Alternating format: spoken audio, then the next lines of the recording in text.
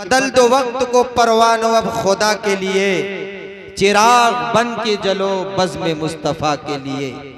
बदल दो वक्त को परवानो अब खुदा के लिए, और चिराग बन के जलो बज़्म मुस्तफ़ा के लिए। और जो अपने घर से चले क़त्ल मुस्तफ़ा के लिए, हुआ के ढाल बने दीन की बका के लिए। और एक पैगाम कि पढ़ो नमाज पढ़ो मोमिनो, नमाज पढ़ो, पढ़ो नमाज पढ़ो मोमिनो, नमाज पढ़ो।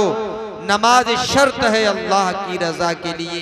और ये तोहफा लाए हैं सरकार अर्श आज़म से, ये तोहफा लाए हैं सरकार अर्श आज़म से।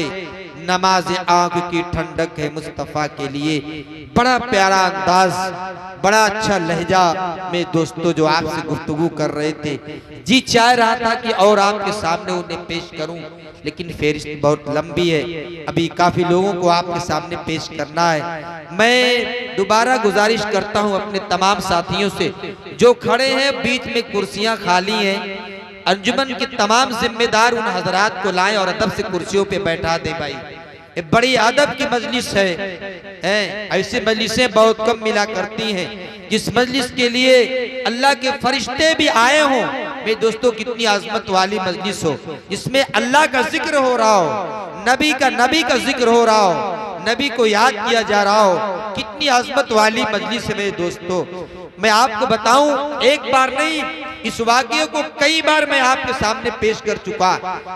इसी भारत की सरजमीन पर एक बादशाह गुजरा जिसे नासिरुद्दीन महमूद के नाम से लोग याद करते हैं। ये पैगाम इसलिए देता हूं कि हो सकता है जो खड़े हैं इस पैगाम को सुन करके आके अपनी कुर्सियों पे बैठ जाएं और अहद करके बैठ जाएं कि इंशाअल्लाह दुआ होगी तभी उठ के जाएंगे, उससे पहले नहीं जाएंगे।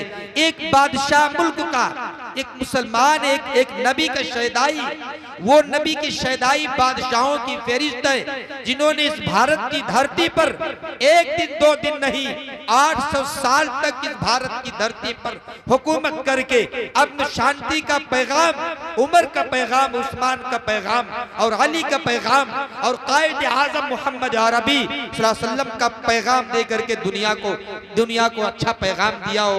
मेरे दोस्तों, आप उनकी मजलिस में बैठे हुए ऐसे लोगों को सुन रहे हैं। मैं आपको बताऊं कि इसी धरती पर नासिरुद्दीन महमूद के साथ उनके दरबार में एक बच्चा रहता था 8-10 साल का। उसे हमेशा ज़हीरुद्दीन कह के नहीं बल्कि मोहम्मद कह के पुकारते थे, असल नाम तो ज़हीरुद्दीन था।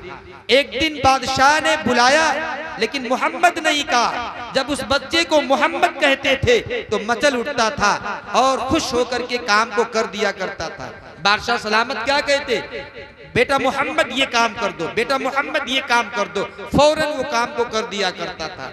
एक दिन बादशाह ने नाम लिया नहीं लिया बल्कि ज़हीरुद्दीन कह के बुलाया, नाराज होकर दरबार से चला गया। अब 3 दिन नहीं आया।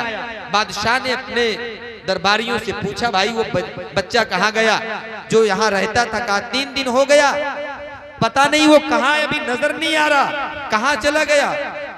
पता किया, बुलाया, जब दरबार में आ गया तो नासिरुद्दीन महमूद पूछते हैं वक्त के बादशाह, मेरे प्यारे बेटे किसी ने कुछ कहा, गाली दी, बुरा भला कहा, आखिर क्यों चले गए? भूख लगी थी क्या, कोई मसला हो गया? तो उस बच्चे ने क्या कहा, बादशाह सलामत, न भूख लगी न प्यास लगी, न किसी ने गाली दिया, न किसी ने बुरा भला कहा। जब आप मुझे मोहम्मद कह के बुलाते थे तो मैं मचल उठता था और फौरन आपकी बात को सुन लिया करता था। तो आज 3 दिन पहले जब आपने मुझे बुलाया तो मुझे मोहम्मद कह के नहीं बुलाया, इसलिए मैं चला गया।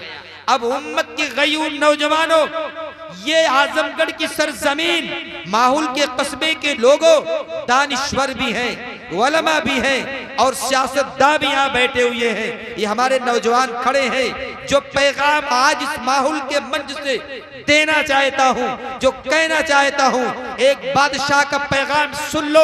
उम्मत के गयूर नौजवानों, उलमा भी हैं, सुलहा भी हैं, हुफ़ाज़े किराम की बड़ी जमात है। आज के जलसे में बादशाह नासिरुद्दीन कह रहे, मेरे बेटे, जिस वक्त मैंने तुझे बुलाना चाहा, मैंने तुझे पुकारना चाहा, मैं वजू से नहीं था, और मैंने ये गवारा नहीं किया जनाब मोहम्मद रसूलुल्लाह का नाम लिया जाए और बगैर वजू के नाम लिया जाए मुसलमानों, इसलिए मैंने तुझे मोहम्मद नहीं कहा।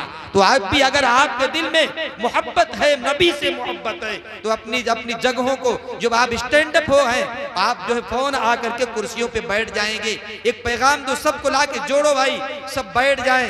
एक बादशाह नबी का आदम एहतराम इतना करता है कि नबी का नाम बगैर वजू के नहीं लेता। हम यहाँ नबी का जिक्र हो रहा है, कुरान पढ़ा जा रहा है, नबी की तालीम हो रही है, नबी की बातें हो रही है, हम खड़े हैं, पान भी खाए हैं, बेअदब के तरीके से खड़े होकर के जलसे को समाप्त भी फरमा रहे हैं। तो मेरे दोस्तों फिर मुअद्दबाना गुजारिश करता हूँ, अगर आपका ज़मीर अब भी न जागा हो तो अगर मैं तो कहता हूँ कि फहरत जिब्राइल भी आसमान से आ जाए, ये कौम आगे बढ़ने वाली नहीं है। कोई बड़ा खतीब भी आ जाए तो आगे बढ़ने वाली नहीं है। छोटे से पैगाम से अगर आप जुड़ गए हैं, अल्हम्दुलिल्लाह, अल्लाह आपको सलामत रखे। बिल्कुल जुड़ गए, चंद लोग हैं, हो सकता है वो भी आकर के आपसे जुड़ जाएं।